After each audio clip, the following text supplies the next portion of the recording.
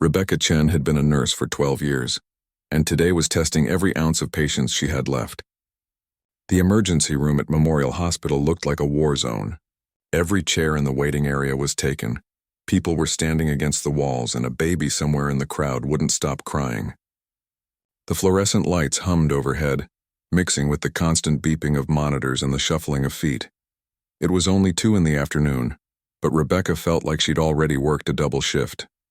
Her feet ached in her worn sneakers, and she'd barely had time to drink the coffee that now sat cold on the nurse's station counter.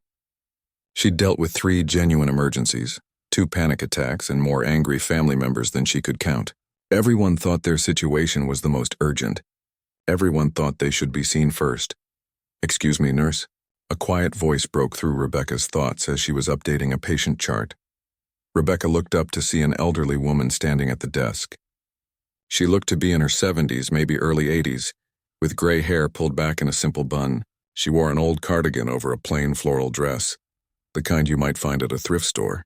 Her shoes were practical but worn at the heels. Everything about her seemed faded, like a photograph left too long in the sun. "Yes?" Rebecca said, her tone clipped. She didn't mean to sound harsh, but there were 15 other people waiting, and she had 3 patients inside who needed medications.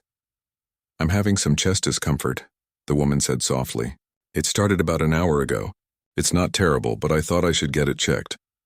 Rebecca grabbed a clipboard and began the intake process, her movements automatic after years of repetition. She took the woman's vital signs.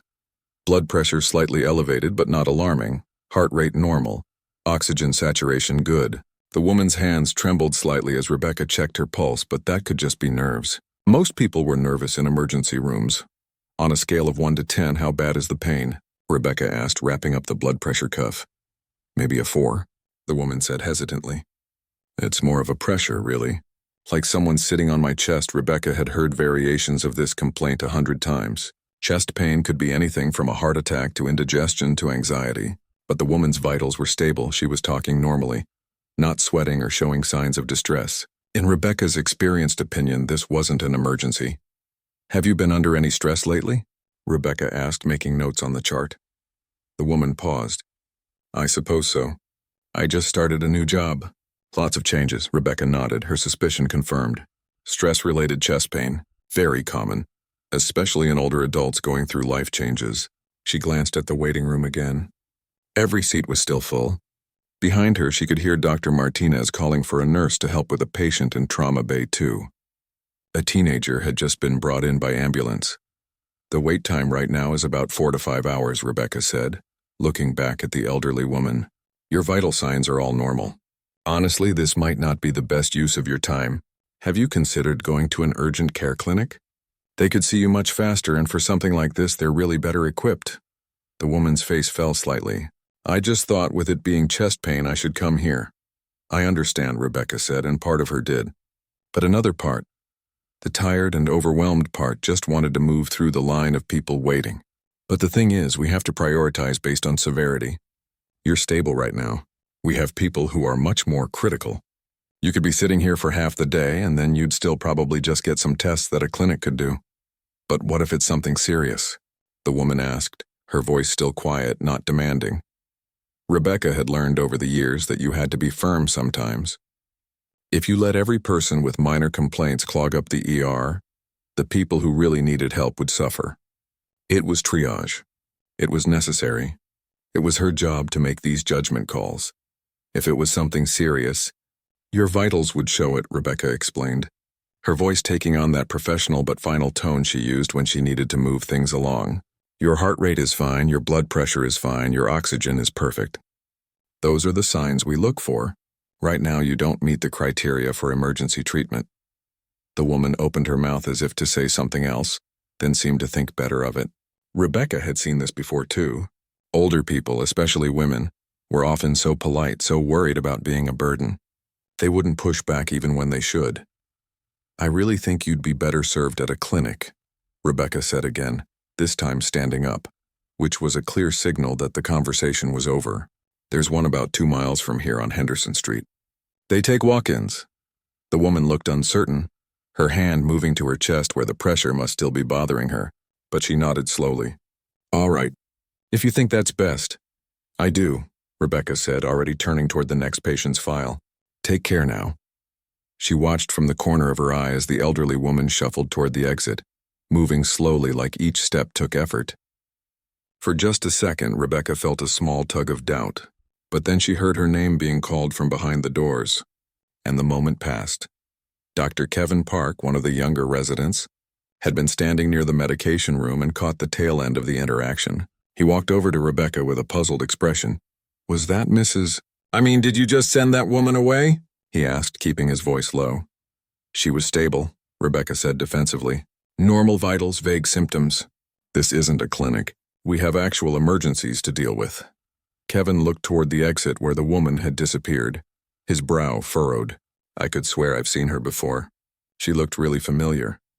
Well, she said she's new to the area, so probably not, Rebecca replied, washing her hands at the sink. Besides, even if she was a regular, that doesn't change the fact that we're completely slammed. Kevin still looked uncertain, but he didn't push it. He was young, still in his residency, still idealistic about saving every person who walked through the door. Rebecca remembered being like that once, but 12 years in emergency medicine taught you that you had to make tough choices. You couldn't save everyone, and you couldn't waste resources on people who didn't really need them. The rest of the afternoon blurred together in the usual chaos. Rebecca helped stabilize a man having an asthma attack, assisted with stitching up a kid who'd fallen off his bike, and calmed down a mother whose toddler had swallowed a penny. She grabbed a protein bar from the vending machine around 5 and ate it standing up. She didn't think about the elderly woman again. Around 6, during a brief lull, Rebecca checked her email on the computer at the nurse's station. There were the usual messages, mostly administrative stuff she'd read later. One had the subject line, "Important New Hospital Director Announcement." Rebecca clicked it open and skimmed the first few lines. Something about the new director wanting to improve patient experience, planning to visit different departments, getting a first-hand look at operations. Rebecca closed it without reading the rest. Directors were always implementing new initiatives that rarely changed anything on the ground floor. Hey, Rebecca, can you help me with a transfer in room 8? One of the other nurses called out. Coming, Rebecca answered, logging out of her email. She grabbed a fresh pair of gloves and headed back into the fray, completely unaware that the simple decision she'd made that afternoon was about to change everything. Rebecca's shift finally ended at 8 that evening. She clocked out, changed out of her scrubs, and drove home in the dark, her mind already shifting to all the things she needed to do. Laundry, groceries, maybe catch up on some sleep before her next shift in 2 days. The elderly woman from the afternoon had completely left her thoughts. The next morning, Rebecca slept in until 10, which felt like pure luxury. She made herself a decent breakfast, did some cleaning around her apartment, and tried to relax. Being a nurse meant your days off were precious. You had to protect them, use them to recharge because the job would drain you dry if you let it. Around noon, her phone buzzed. It was a text from Kevin, the young resident from yesterday. Hey, are you working tomorrow? The message read, yeah, 7 a.m. shift. Why, Rebecca typed back, just wondering. I kept thinking about that woman yesterday. Did you ever figure out who she was? Rebecca frowned at her phone. Why was he still thinking about that? No idea, just another patient. Why does it matter? There was a pause before Kevin responded. I don't know. Something about it felt off. She seemed like she was really uncomfortable but didn't want to make a fuss. Rebecca felt a flash of irritation. Her vitals were fine, Kevin. I did my job. Sometimes people come to the ER when they should go to urgent care. That's just how it is. I know. You're probably right. It just stuck with me. Rebecca didn't respond. She set her phone down and tried to enjoy the rest of her day off. But Kevin's message had planted a small seed of doubt. Had she missed something? No, she told herself firmly. She'd checked everything. The woman was stable. This was just young doctor guilt, the kind that wore off after you'd been in the field long enough. When Rebecca arrived at work the next morning, the emergency room was already busy despite the early hour.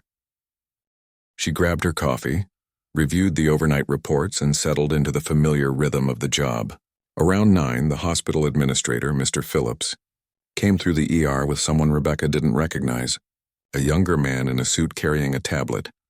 Good morning, everyone, Mr. Phillips said, his voice carrying that overly cheerful tone administrators always used. Just doing our rounds. Carry on. They watched for a few minutes, the man with the tablet making notes, then moved on to another department. Rebecca barely gave them a second thought. Administrators were always observing something, implementing some new policy or efficiency measure that rarely made life easier for the people actually doing the work. During her break, Rebecca sat in the small staff room with two other nurses, Lisa and Tom. They were both eating lunch and complaining about the new electronic charting system. "Did you guys see that email yesterday about the new director?" Lisa asked between bites of her sandwich. "Which email?" Tom replied. "I get like 50 a day. The one about Dr. Hayes, the new hospital director. Apparently she's big on patient experience or something." Rebecca vaguely remembered the email she'd barely skimmed. "What about it?"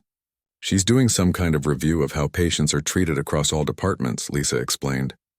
"My friend in cardiology said she's been making surprise visits, like showing up unannounced to see how things really work." "Great, more oversight," Tom muttered. "Just what we need." "I heard she's really strict," Lisa continued. "Came from some big hospital in Boston. Reputation for shaking things up, firing people who don't meet her standards." Rebecca felt a small flutter of unease in her stomach, though she couldn't say why. She'd been a good nurse for 12 years. She had nothing to worry about. "Well, if she comes through here, she'll see we're doing the best we can with what we've got," Rebecca said, sounding more confident than she felt. "We're understaffed and overworked. That's not our fault." "True," Lisa agreed. "But you know how new directors are. They come in wanting to make their mark, change everything, prove they're in charge." The conversation moved on to other topics, but Rebecca couldn't quite shake the uneasy feeling. She kept thinking about what Lisa had said. Surprise visits, patient experience standards.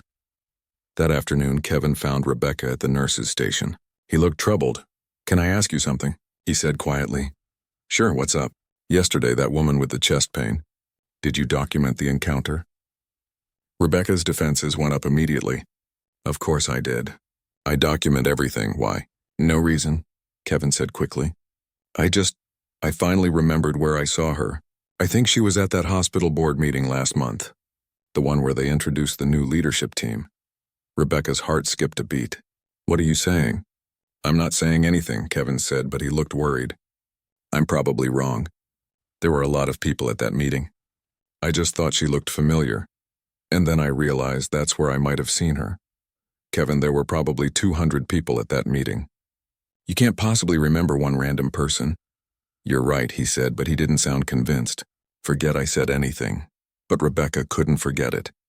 The rest of her shift, that conversation nagged at her. She tried to remember exactly what the elderly woman had looked like. Gray hair, simple clothes, quiet voice. Nothing remarkable. Certainly not someone who would be at a board meeting introducing hospital leadership, unless she was part of that leadership. No, Rebecca told herself. That was ridiculous. If someone important came to the ER, they'd be dressed professionally. They'd identify themselves. They wouldn't show up looking like they'd just come from the thrift store. Still, when she got home that night, Rebecca did something she never did. She opened her laptop and went to the hospital's website. She clicked through to the leadership page and scrolled down until she found the new director's profile. Dr. Eleanor Hayes, hospital director. There was a professional photo, the kind everyone hated having taken. A woman in her 70s with gray hair styled nicely, wearing a blazer, pearl earrings, a polished smile. Rebecca stared at the photo. Was it the same woman? The one from the ER? It was hard to tell. In the professional photo, Dr. Hayes looked put together, authoritative. The woman from the ER had seemed so ordinary, so forgettable, but the more Rebecca looked at the photo, the more a cold feeling spread through her chest. The shape of the face, the set of the eyes, the way her mouth curved slightly down at the corners even when smiling. It could be her. It might be her. Rebecca read the bio beneath the photo. Dr. Hayes had an impressive background, medical degree, MBA, decades of experience in hospital administration. The bio mentioned her commitment to improving patient care and her belief in experiencing healthcare from the patient's perspective. Dr. Hayes believes that the best way to understand patient experience is to live it firsthand, one sentence read. Rebecca closed the laptop. Her hands were shaking slightly. This didn't mean anything. Even if it was the same person, even if the new director had come to the ER, Rebecca had done her job correctly. The woman's vitals were stable. She'd made the right call based on the information she had, but a small voice in the back of her mind whispered that maybe she hadn't. Maybe she'd been too quick to judge, too tired to really listen, too focused on clearing the waiting room to see what was actually in front of her. Rebecca tried to sleep that night but couldn't. She kept replaying the interaction in her mind. Had the woman tried to tell her something else? Had there been other symptoms Rebecca had dismissed too quickly? The woman had touched her chest, had said it felt like pressure. That could be nothing, or it could be something. And if it was something, if the woman had been seriously ill and Rebecca had turned her away, and if that woman was the new hospital director, Rebecca pulled her blanket up to her chin, staring at the ceiling in the dark.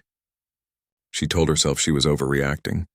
Kevin had probably been wrong about seeing the woman at the board meeting.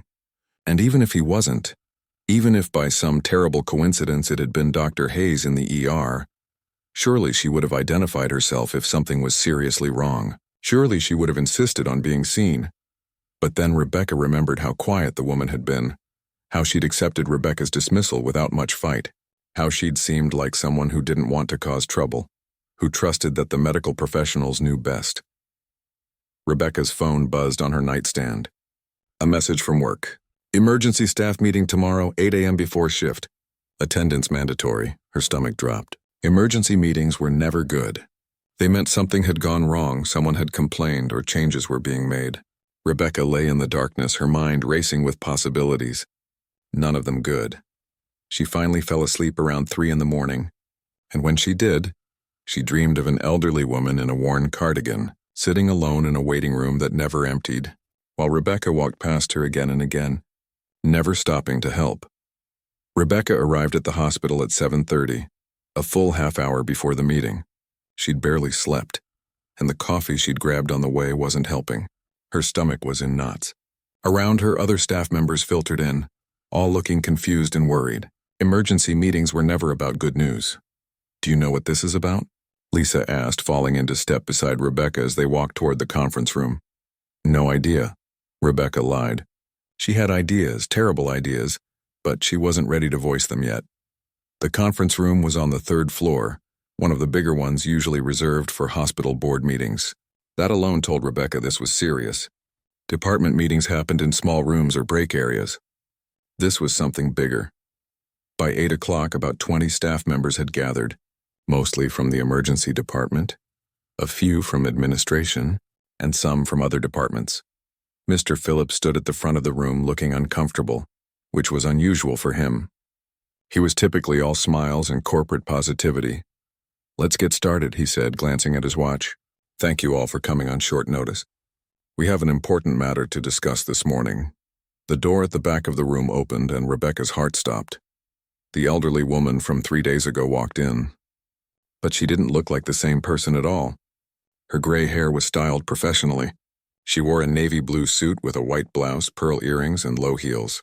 She carried a leather portfolio and walked with quiet authority. But it was definitely her. The same face, the same slight downturn at the corners of her mouth, the same careful way she moved. Rebecca felt the blood drain from her face.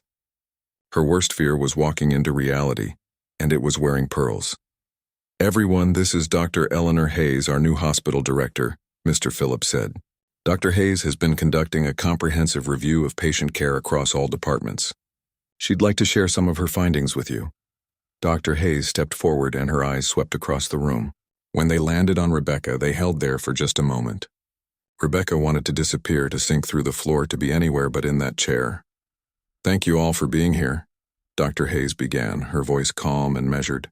It was the same quiet voice from the ER, but now it carried weight.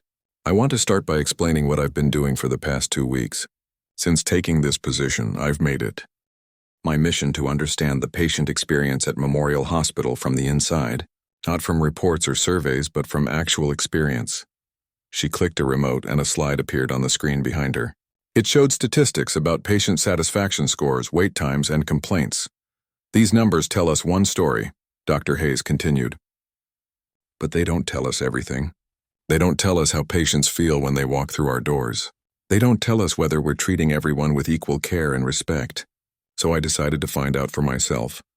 Another slide appeared, this one listing dates and departments.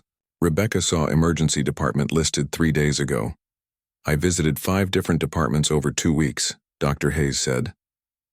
I dressed simply, I didn't identify myself, and I presented with real medical concerns. Some were minor, some were more serious. I wanted to see how I'd be treated as an ordinary patient, particularly as an elderly woman who might not look wealthy or important. Rebecca's hands were gripping the armrests of her chair so tightly her knuckles had gone white. She could feel people shifting in their seats around her, everyone suddenly nervous about their own interactions with patients. What I found was concerning, Dr. Hayes said, her tone becoming more serious. In some departments, I received excellent care. Staff members listened carefully, showed compassion, and took my concerns seriously regardless of my appearance. But in other cases, I was dismissed, rushed through, or treated as if I was wasting valuable time. She paused, letting that sink in. 3 days ago, I went to our emergency department with chest pain, real chest pain, not fabricated. I was experiencing angina, which as medical professionals you know can be a warning sign of serious cardiac issues. Rebecca felt sick. Her mind was racing back to that afternoon. Stable vitals. That's what she'd seen. Stable vitals meant low priority. The nurse who saw me took my vital signs, which appeared normal at that moment, Dr. Hayes continued, and Rebecca knew everyone in the room could probably hear her heart pounding. But when I tried to explain my symptoms in more detail, when I mentioned the pressure in my chest and asked if it could be serious, I was told I should go to an urgent care clinic instead. I was told my vitals were fine and that I didn't meet the criteria for emergency treatment. Dr. Hayes clicked to another slide. It showed a copy of the ER intake form. Rebecca recognized her own handwriting. I was escorted out, Dr. Hayes said, her voice still calm but with an edge now. And I left because that's what many patients do when medical professionals tell them they're not sick enough to be seen. They trust you. They believe you know best. What happened next? Mr. Phillips prompted gently. I drove to the urgent care clinic as suggested, Dr. Hayes said. By the time I got there, the chest pain had worsened. They did an EKG immediately and found signs of cardiac distress. I was sent back to Memorial by ambulance, where I was admitted for 3 days. I had 3 blocked arteries. I needed intervention. The room was completely silent. Rebecca felt tears burning behind her eyes, but she couldn't let them fall. Not here. Not now. If I had been someone without medical knowledge, someone who didn't recognize worsening symptoms, that dismissal could have had serious consequences, Dr. Hayes said. If I had gone home instead of to urgent care, if I had waited, thinking a nurse told me I was fine, the outcome might have been very different. She turned and looked directly at Rebecca. I need to speak with Nurse Rebecca Chen privately after this meeting, Dr. Hayes said, and Rebecca felt every pair of eyes in the room turn toward her. The rest of the meeting was a blur. Dr. Hayes talked about implementing new protocols, about training on implicit bias, about the importance of listening to patients even when they don't match our mental picture of someone having a serious emergency. She talked about how elderly patients, especially elderly women, often downplay their symptoms and are taken less seriously. She talked about how appearance, clothing, and demeanor should never factor into the quality of care someone receives. Rebecca heard the words, but they seemed to come from very far away. Her entire body felt numb. 12 years as a nurse, 12 years of caring for people, and she'd sent someone away who'd needed help. Not just someone, the hospital director. Not just the hospital director, a woman who'd been having a heart problem. When the meeting finally ended, people filed out quietly. A few glanced at Rebecca with sympathy. Others looked away, probably grateful it wasn't them in her position. Kevin caught her eye from across the room and gave her a small, sad nod. He'd tried to warn her. Lisa squeezed Rebecca's shoulder as she passed. "Good luck," she whispered. Then the room was empty except for Rebecca, Dr. Hayes, and Mr. Phillips. "Please sit down," Dr. Hayes said, gesturing to a chair at the conference table. Rebecca sat. Her legs felt like they might not hold her up much longer anyway. Dr. Hayes took a seat across from her, and Mr. Phillips sat at the end of the table with a folder. Presumably Rebecca's personnel file. "I want you to understand something." Dr. Hayes began, her voice softer now but still firm. "This isn't about punishment. This is about learning and change. But there are consequences when patient care is compromised." Rebecca finally found her voice. "I'm sorry," she said. and was horrified when it came out as barely a whisper. She cleared her throat and tried again. "I'm so sorry. I thought your vitals were stable and we were so busy and I thought I was making the right call." "I know you did," Dr. Hayes said. "That's what makes this so concerning. You made a judgment based on incomplete information and assumptions. You saw an elderly woman in old clothes speaking quietly, and you made decisions about the validity of her concerns based on those surface observations." Rebecca wanted to defend herself, to explain about the overcrowded ER, the limited resources, the impossible choices nurses had to make every day, but she knew none of that mattered. She'd been wrong.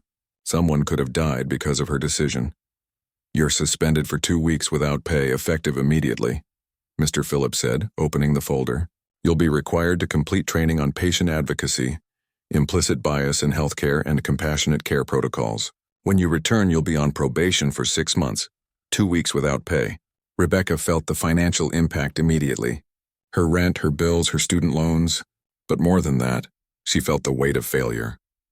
She'd become exactly what she'd promised herself she'd never be when she first started nursing. Someone who stopped seeing patients as people. Dr. Hayes stood up. "I hope you'll use this time to reflect," she said. "You're not a bad nurse, Rebecca, but you've let the job make you jaded. That happens. It's happened to many of us. The question is whether you'll let this moment change you for the better, or whether you'll become bitter about it." Rebecca nodded, not trusting her voice. "You can go now," Mr. Phillips said quietly. "Security will escort you out. It's protocol." Walking out of the hospital with a security guard carrying her personal items in a box was the longest walk of Rebecca's life. She could feel people watching, could imagine the gossip that would spread through the departments, the nurse who turned away the director, the nurse who almost let someone die. When she finally got to her car, Rebecca sat in the driver's seat and let herself cry. The first 3 days of suspension were the worst. Rebecca barely left her apartment. She'd wake up at her usual time out of habit, then remember she had nowhere to go. The shame was overwhelming. She kept replaying that afternoon in the ER, seeing Dr. Hayes' face, hearing her own curt words. "Your vitals are fine. You don't meet the criteria." She'd reduced a human being to numbers on a chart. On the 4th day, Rebecca forced herself to go to the grocery store. She needed food, and hiding in her apartment wasn't helping. As she pushed her cart down the cereal aisle, she noticed an elderly man struggling to reach something on the top shelf. He was short, maybe 5'4", and the item he wanted was pushed far back. Rebecca's first instinct was to keep walking. She wasn't on duty. It wasn't her problem, but she stopped. She walked over. "Can I help you with that?" The man looked surprised, then grateful. "Oh, would you? These old bones don't stretch like they used to." Rebecca reached up and grabbed the box of oatmeal, handing it to him. "Here you go." "Thank you, dear. You're very kind, such a small thing." But as Rebecca walked away, she realized she almost hadn't done it. She'd almost walked past someone who needed help because she was too wrapped up in her own problems. When had she become that person? That night, Rebecca pulled out the training materials the hospital had sent over. There were 3 online courses she had to complete: recognizing implicit bias in healthcare, patient-centered care, and advocacy for vulnerable populations. Each one would take several hours. She started with the implicit bias course. At first, she was defensive, telling herself she wasn't biased. She treated everyone the same. But as the course went on, showing examples and research studies, Rebecca started to see things differently. One video showed 2 patients presenting with identical symptoms. One was well-dressed, articulate, and insistent. The other was poorly dressed, soft-spoken, and apologetic. The study found that medical staff spent significantly more time with the first patient and took their symptoms more seriously, even though both patients had the same condition. Rebecca paused the video. She thought about Dr. Hayes in that worn cardigan and faded dress. Would she have dismissed her so quickly if she'd been wearing a business suit? If she'd been more demanding, less polite? The honest answer made Rebecca feel sick. She kept going through the training, taking notes, actually thinking about what she was learning instead of just clicking through to get it over with. The material talked about how elderly patients often downplayed symptoms, how women's pain was frequently dismissed, how people from lower socioeconomic backgrounds received different quality of care. One section hit especially hard: It was about the way exhaustion and burnout affected medical professionals' judgment. When you're overwhelmed, your brain looks for shortcuts. You make snap judgments based on surface-level information. You stop really listening because you don't feel like you have time. That was exactly what had happened. Rebecca had been tired, stressed, and overwhelmed. She'd looked at Dr. Hayes and made assumptions. Elderly, simply dressed, soft-spoken, probably lonely and anxious. Not a real emergency. Move her along. By the end of the first week, Rebecca had completed 2 of the 3 courses. But something else was happening too. She was thinking about her entire career differently. She started remembering other patients she might have rushed through or dismissed too quickly. The homeless man who'd come in with a cough that she'd assumed was just a cold. The teenage girl who'd been vague about her symptoms because she was afraid to admit she'd been drinking. The immigrant woman whose English wasn't perfect and who Rebecca had spoken to slowly and loudly, as if she were stupid rather than just speaking a different language. How many people had she failed? Rebecca called her mom that weekend. They talked for over an hour, something they hadn't done in months. Rebecca told her everything that had happened, expecting judgment or disappointment. Instead, her mother listened quietly. When your grandmother was sick, her mother said finally, she went to the doctor 3 times complaining about stomach pain. 3 different doctors told her it was just stress or indigestion. She was so polite about it, so apologetic for taking their time. By the time someone finally listened and ran proper tests, the cancer had spread. Rebecca felt tears welling up. She'd known her grandmother had died of cancer, but she'd never known this part of the story. I'm not telling you this to make you feel worse, her mother continued. I'm telling you because this happens all the time. And now you have a chance to be different, to be the kind of nurse who really listens. Your grandmother would have wanted that. After they hung up, Rebecca sat on her couch and cried for her grandmother, for Dr. Hayes, for all the patients she might have failed, and for herself. She'd become the kind of nurse she'd promised herself she'd never be, and she hadn't even noticed it happening. The second week of suspension was different. Rebecca had finished all the required training, but she didn't stop there. She started reading articles about patient advocacy and compassionate care. She watched documentaries about healthcare inequality. She even joined an online forum for healthcare workers discussing burnout and compassion fatigue. One evening, she drafted an email to Dr. Hayes. She wrote and deleted it 5 times before finally sending a version that felt honest. Dr. Hayes, I know I apologized during our meeting, but I wanted to reach out again. I've spent the past 2 weeks really thinking about what happened. Not just making excuses, but genuinely examining how I got to a place where I could dismiss someone who needed help. The training materials you assigned have been eye-opening. But more than that, I've been reflecting on my entire approach to nursing. I realize I'd let exhaustion and stress turn me into someone who stopped seeing patients as individuals. I'm deeply sorry for how I treated you, and I'm grateful that you're going to be okay. I hope when I return I can show you through my actions that this experience has changed me. Thank you for the difficult lesson. She hit send before she could overthink it. Dr. Hayes replied the next morning. The message was brief but not unkind. Rebecca, thank you for reaching out. Real change comes from genuine reflection, which it sounds like you're doing. I look forward to seeing your growth when you return.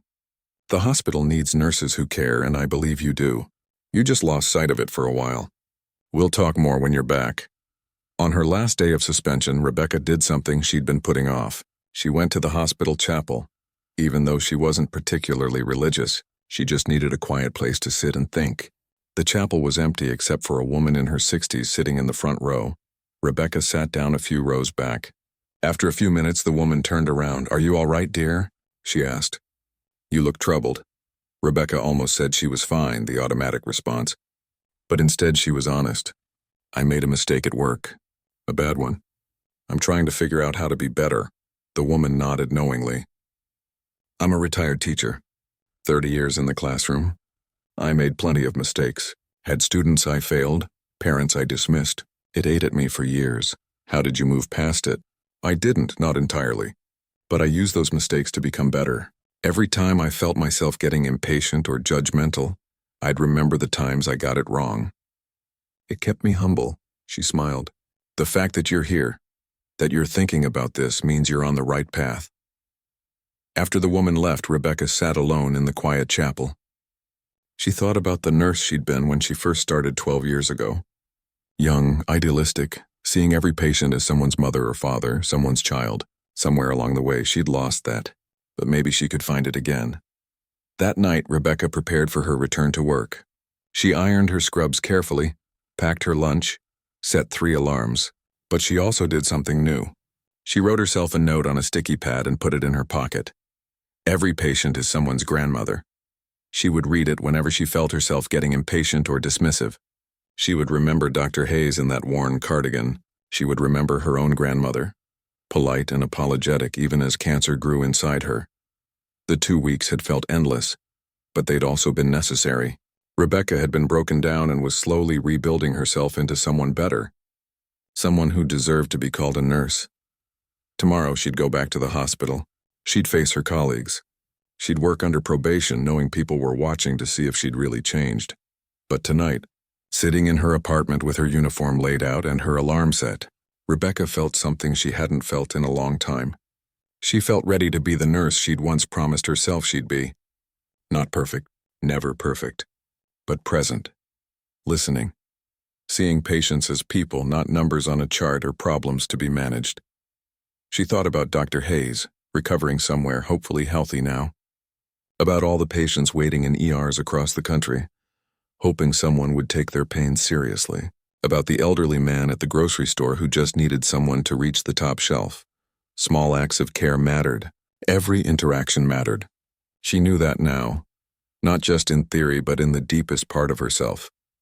Tomorrow was a chance to start again, and this time she wouldn't waste it. Rebecca's hands shook slightly as she swiped her badge at the hospital entrance. 6:45 in the morning, 15 minutes before her shift.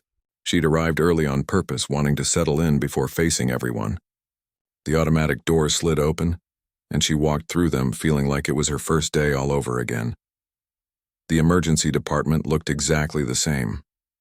Same fluorescent lights, same smell of antiseptic and coffee, same background noise of monitors beeping and people talking, but Rebecca felt completely different. Lisa was at the nurse's station when Rebecca arrived. She looked up and gave a warm but careful smile. "Hey, welcome back." "Thanks," Rebecca said, setting down her bag. "How have things been?" "Busy as always. We missed having you here." Lisa hesitated, then added, "A lot of us have been thinking about that meeting, about what Dr. Hayes said. It kind of shook everyone up, you know? Made us all look at how we do things." Before Rebecca could respond, Tom walked over. "Chen, good to see you." He lowered his voice. "For what it's worth, I think what happened could have happened to any of us. We're all overworked and making judgment calls every day." Rebecca appreciated the support, but she also knew it was more than just being overworked. "Thanks, Tom, I appreciate that. But I did make assumptions I shouldn't have made. I'm working on being better." The morning started quickly. A teenager came in with a possible broken wrist from skateboarding. Rebecca took her time with him, explaining everything she was doing, being patient when he was nervous about getting an X-ray. A young mother brought in a baby with a fever. Rebecca listened carefully to all her concerns, didn't rush her through her questions, assured her that she wasn't overreacting by bringing her child in. Around 11, an older man walked into the ER. He was wearing clothes that had seen better days, a coat with a torn pocket, shoes held together with duct tape. He approached the desk hesitantly. "Excuse me," he said quietly. "I've been having some trouble breathing. It's been getting worse over the past few days." 2 months ago, Rebecca might have made assumptions. Homeless, probably a chronic condition, probably nothing urgent. But now she saw a person who needed help. "Let's get you checked out right away," Rebecca said, standing up and guiding him to a triage room. "I'm Rebecca. What's your name?" "Donald," he said. "I don't want to be a bother. I know you're busy." "You're not a bother," Rebecca said firmly, and she meant it. "Trouble breathing is serious. Tell me more about what you've been experiencing." She took her time with Donald, really listened as he described the shortness of breath, the tightness in his chest, how he'd been sleeping sitting up because lying down made it worse. His vital signs showed elevated heart rate and low oxygen saturation. Classic signs of possible heart failure or a pulmonary issue. "Donald, I'm going to get a doctor to see you right away," Rebecca said. "This needs immediate attention, are you sure?" He asked. "I don't have insurance. I don't want to run up bills I can't pay." "That's something we can figure out later," Rebecca said gently. "Right now we need to make sure you're okay. Your oxygen level is too low. You did the right thing by coming in. She got Dr. Martinez immediately. Within 20 minutes, Donald was being admitted. He had congestive heart failure that had gone untreated for too long. Without intervention, he could have died. As Rebecca was updating Donald's chart, Dr. Martinez pulled her aside. Good catch on that patient. You could have easily sent him home with some advice to follow up with a clinic. A lot of people would have. Rebecca thought about how close she'd come to being one of those people. He needed help. That's what we're here for. It's good to have you back, Chen. Whatever happened during your suspension, something's different, in a good way. The afternoon brought more patients. A woman worried about her elderly father who was having dizzy spells. A construction worker with a nail through his hand. A college student with chest pain who turned out to be having a panic attack. Rebecca gave each one her full attention, never once checking the clock to see how long she was spending with them. Around 3 in the afternoon, Rebecca saw her walking through the ER. Dr. Hayes, wearing professional attire this time, carrying a tablet, observing the department. Rebecca's heart rate picked up, but she didn't let it distract her. She was with a patient, a teenage girl who'd been in a minor car accident and was shaken up. Rebecca held her hand, talked her through what was happening, made sure she felt safe. Out of the corner of her eye, Rebecca could see Dr. Hayes watching. Not obviously, not in a way that would make patients uncomfortable, but watching nonetheless. Rebecca focused on her patient, not on being watched. That was the point, wasn't it? To be good all the time, not just when someone was looking. An hour later, as Rebecca was restocking supplies in one of the exam rooms, Dr. Hayes appeared in the doorway. Nurse Chen, do you have a moment? Rebecca's stomach tightened, but she nodded. Of course. They walked to a small consultation room away from the bustle of the ER. Dr. Hayes closed the door and gestured for Rebecca to sit. I've been observing the department today, Dr. Hayes began. I saw how you handled several patients, including the gentleman with breathing difficulties. Dr. Martinez told me you caught signs that could have been easily missed. I just listened to him, Rebecca said simply. Really listened, Dr. Hayes nodded slowly. That's more than you think. I also noticed you spent significant time with a young woman who was having a panic attack. You didn't rush her even though the ER was busy. Rebecca met Dr. Hayes's eyes. I owe you an apology. I apologized before, but I want to say it again now that I understand better. What I did to you, dismissing your concerns, sending you away, that was wrong. Not just because of who you are, but because you were a person who needed help and I didn't give it to you. I've spent the last 2 weeks really understanding how I got to that point, and I'm committed to being different. I know you are, Dr. Hayes said. I can see it. That's why I wanted to talk to you. Your probation period is 6 months, and I'll be watching your performance carefully. But I also want to offer you an opportunity. Rebecca waited, unsure what to expect. We're implementing a new training program for all clinical staff on patient-centered care and recognizing bias. It's based on what happened with me, but it's bigger than that. It's about changing our culture. I need nurses who understand this from personal experience to help lead the training. Nurses who can speak authentically about how burnout and assumptions affect patient care. Rebecca's eyes widened. You want me to help train other staff? Eventually, yes. Not immediately. I want to see your continued growth over the next few months. But I think your story, your experience could help other people avoid making similar mistakes. Would you be interested? Rebecca felt emotion rising in her chest. This woman, who she'd dismissed and turned away, was offering her a chance to make something meaningful from her mistake. Yes, Rebecca said, her voice thick. I would be honored. Dr. Hayes, I just want you to know I think about what happened every single day. I think about how differently things could have turned out if you hadn't been knowledgeable enough to go to urgent care, if you hadn't pushed for help there. I carry that with me. Good, Dr. Hayes said, not unkindly. That awareness will make you a better nurse. But don't let it paralyze you with guilt. Let it motivate you to be better. She paused. Can I tell you why I did what I did? Why I came to the ER that way? Please. My mother died 15 years ago, Dr. Hayes said, her professional demeanor softening. She kept complaining about stomach pain. Went to 3 different doctors. Each one told her it was stress, aging, nothing serious. She was a quiet woman, polite, didn't want to make a fuss. By the time someone finally took her seriously and ran proper tests, she had stage 4 cancer. She died 6 months later. Rebecca felt tears welling up. I'm so sorry. That's why I became a hospital administrator. That's why I do these patient experience evaluations. Because my mother's story isn't unique. It happens every day. And I'm trying to change that, one hospital at a time. Dr. Hayes looked at Rebecca directly. You made a mistake. A serious one. But you're taking responsibility and working to change. That's more than a lot of people do. Over the following months, Rebecca continued to prove herself. She treated every patient with care and attention. She became known in the department as the nurse who always took time to listen, who never dismissed concerns, who saw people rather than problems. 6 months after her suspension, Rebecca completed her probation. Dr. Hayes called her into her office and officially invited her to join the training program. Rebecca would continue her clinical work but would also spend time teaching other staff about patient advocacy and compassionate care. The first training session was terrifying. Rebecca stood in front of 30 healthcare workers and told her story. She didn't hide anything, didn't make excuses. She talked about how she'd dismissed Dr. Hayes, what the consequences were, and how it had forced her to examine her entire approach to nursing. I tell you this not because I'm proud of it, Rebecca said to the group, but because I know I'm not the only one who's made assumptions.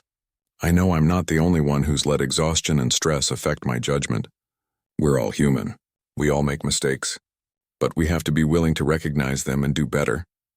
After the session, several nurses approached her privately.